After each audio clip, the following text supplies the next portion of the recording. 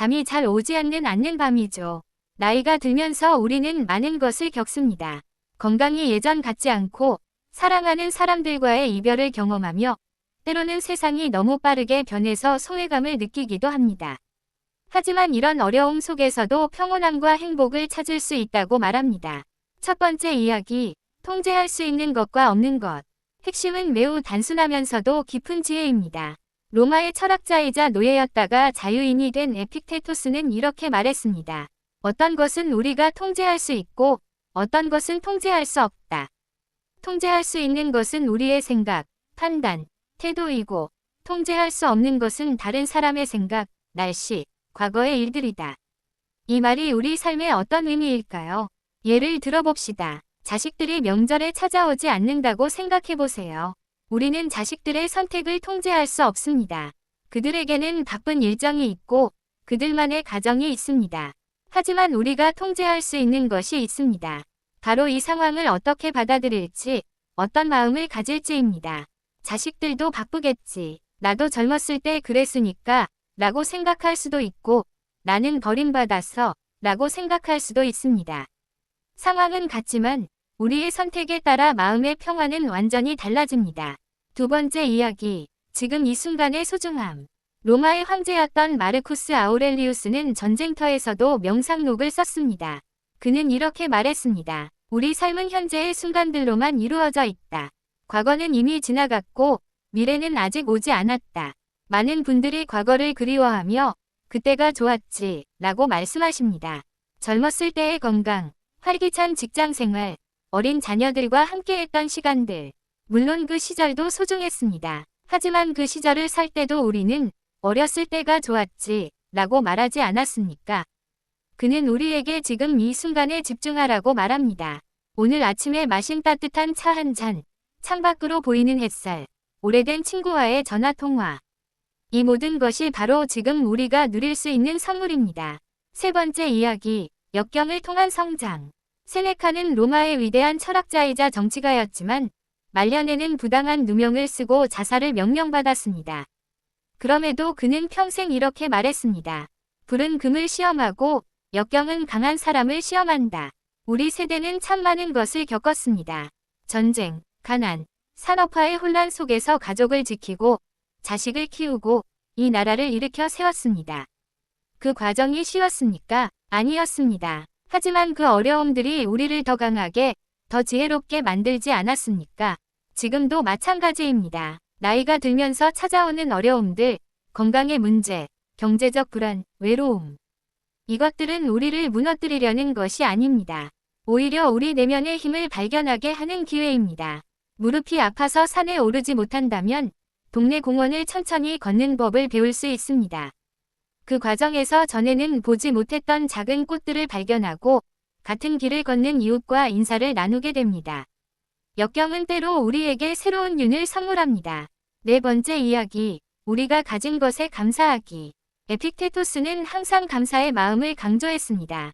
부유한 사람은 많이 가진 사람이 아니라 적게 필요로 하는 사람이다 라고 말했습니다. 요즘 젊은이들은 큰 집, 좋은 차, 해외여행을 꿈꿉니다. 물론 그것들도 좋습니다. 하지만 우리 세대는 이미 알고 있습니다. 진짜 행복은 거기에 있지 않다는 것을요. 아침에 눈을 뜰 수 있다는 것, 따뜻한 밥 한 끼를 먹을 수 있다는 것, 말동무가 있다는 것, 지붕이 있는 집에서 잘 수 있다는 것. 이런 것들이 얼마나 큰 축복인지 우리는 압니다. 전쟁을 겪은 세대, 굶주림을 아는 세대이기 때문입니다. 마르쿠스 아우렐리우스는 매일 아침 일어나 이렇게 스스로에게 말했습니다. 오늘도 숨을 쉴 수 있고, 생각할 수 있고, 사랑할 수 있다. 이것으로 충분하다. 다섯 번째 이야기, 죽음을 두려워하지 않기. 나이가 들수록 우리는 죽음에 대해 더 자주 생각하게 됩니다. 친구들의 부고를 듣고 병원을 자주 드나들면서 말입니다. 하지만 그들은 죽음을 두려워할 것이 아니라고 말합니다. 세네카는 이렇게 말했습니다. 우리가 죽음을 두려워하는 것은 죽음 자체가 무서운 것이 아니라 죽음에 대한 우리의 생각이 무섭기 때문이다. 생각해 보십시오. 우리가 태어나기 전에는 어떠했습니까? 아무것도 느끼지 못했습니다. 아프지도, 슬프지도, 외롭지도 않았습니다. 죽음 이후도 아마 그럴 것입니다. 평화로운 잠과 같을 것입니다. 그들은 죽음을 삶의 끝이 아니라 자연스러운 순환의 일부로 봤습니다. 봄이 오면 꽃이 피고 가을이 오면 잎이 집니다. 이것이 자연의 이치입니다. 우리도 자연의 일부입니다. 오히려 죽음을 생각하는 것은 우리가 오늘을 더 소중히 살게 만듭니다. 라틴어로 메멘토 모리 라는 말이 있습니다. 죽음을 기억하라 는 뜻입니다. 이것은 우울한 말이 아닙니다. 그러니 오늘을 헛되이 보내지 말라. 소중한 사람에게 사랑한다고 말하라. 미뤄둔 일을 하라 는 뜻입니다. 6번째 이야기, 자신의 역할을 다하기. 마르쿠스 아우렐리우스는 황제였지만 자신의 역할을 이렇게 이해했습니다. 아침에 일어나기 싫을 때가 있다. 하지만 나는 인간으로서의 일을 하기 위해 태어났다. 내가 해야 할 일을 하는 것이 나의 본성이다. 여러분도 각자의 역할이 있습니다. 더 이상 직장에 다니지 않아도 자식들이 독립했어도 우리에게는 여전히 중요한 역할이 있습니다. 손주들에게는 할머니, 할아버지로서 무조건적인 사랑을 주는 역할, 젊은 세대에게는 삶의 지혜를 전하는 역할, 지역사회에서는 이웃을 돌아보는 역할, 자기 자신에게는 평생 배우고 성장하는 한 인간으로서의 역할. 어느 노인정에서 만난 한 어르신은 매일 아침 산책하며 동네 쓰레기를 줍습니다. 거창한 일은 아니지만 그분 덕분에 동네가 깨끗해집니다. 그분은 자신의 역할을 다하고 계십니다. 7번째 이야기, 덕을 쌓으며 살기. 그들의 최고 목표는 아레테, 즉 덕을 쌓는 것입니다. 덕이란 무엇일까요? 그것은 지혜, 용기, 절제, 정의입니다. 나이가 들수록 우리는 더 지혜로워질 수 있습니다. 인생의 많은 경험이 우리를 가르쳤기 때문입니다. 젊었을 때는 작은 일에도 화를 냈지만 이제는 무엇이 중요하고 무엇이 중요하지 않은지 압니다. 용기도 필요합니다. 새로운 것을 배우는 용기, 도움을 청하는 용기, 외로움을 인정하는 용기, 변화를 받아들이는 용기. 나이 들어서 스마트폰을 배우는 것도 용기입니다. 절제는 우리 세대가 가장 잘 아는 덕목입니다. 배고픔을 알기에 음식을 아끼고 가난을 겪었기에 검소하게 살아왔습니다. 이것은 단순히 인색한 것이 아니라 진정한 절제의 지혜입니다. 정의는 옳은 것을 행하는 것입니다. 부당한 일을 보면 말하고 약한 사람을 돕고 정직하게 사는 것. 비록 큰 힘은 없어도 우리는 작은 일상에서 정의를 실천할 수 있습니다. 8번째 이야기, 화를 다스리기.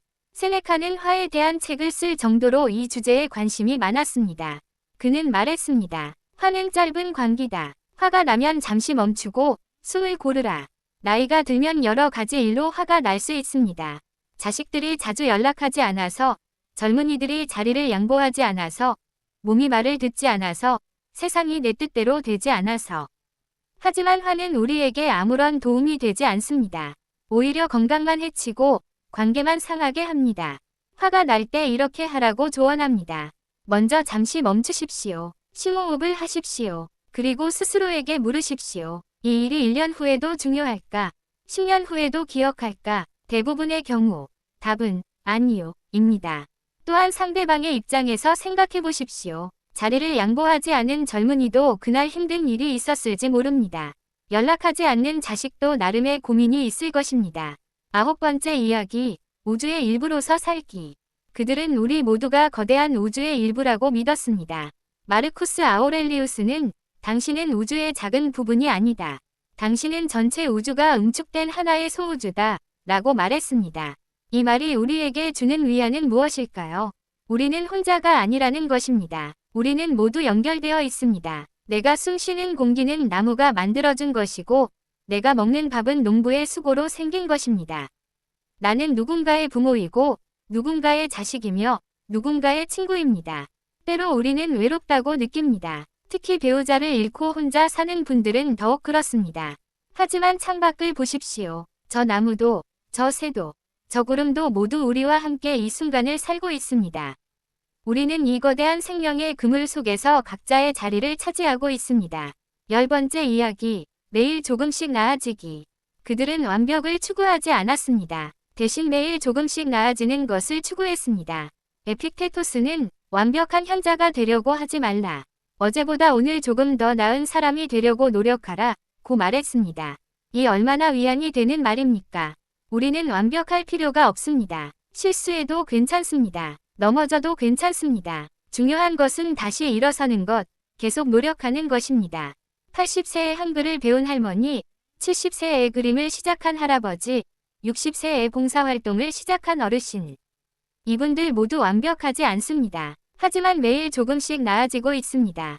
오늘 한 페이지 책을 읽었다면 그것으로 충분합니다.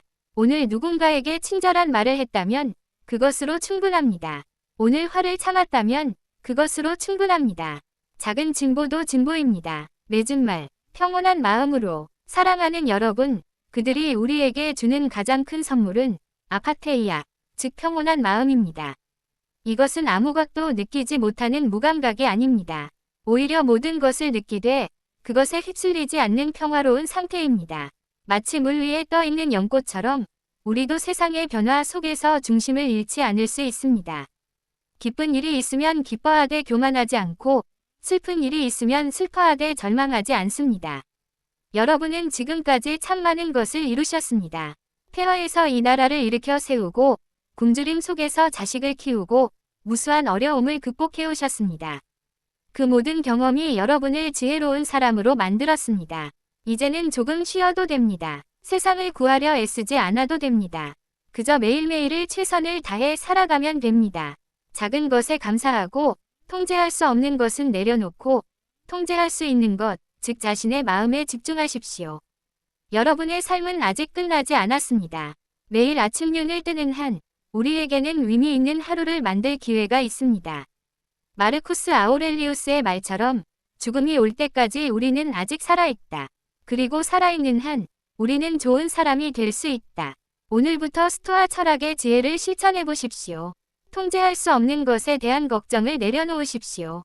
지금 이 순간을 소중히 여기십시오. 작은 것에 감사하십시오. 역경을 성장의 기회로 보십시오. 그리고 무엇보다 자신에게 너그러우십시오. 여러분은 충분히 잘 살아오셨습니다. 그리고 앞으로도 잘 살아가실 것입니다. 평온한 마음으로, 감사하는 마음으로, 지혜로운 마음으로 끝까지 들어주셔서 고맙습니다. 여러분 모두 건강하시고 평안하시길 바랍니다.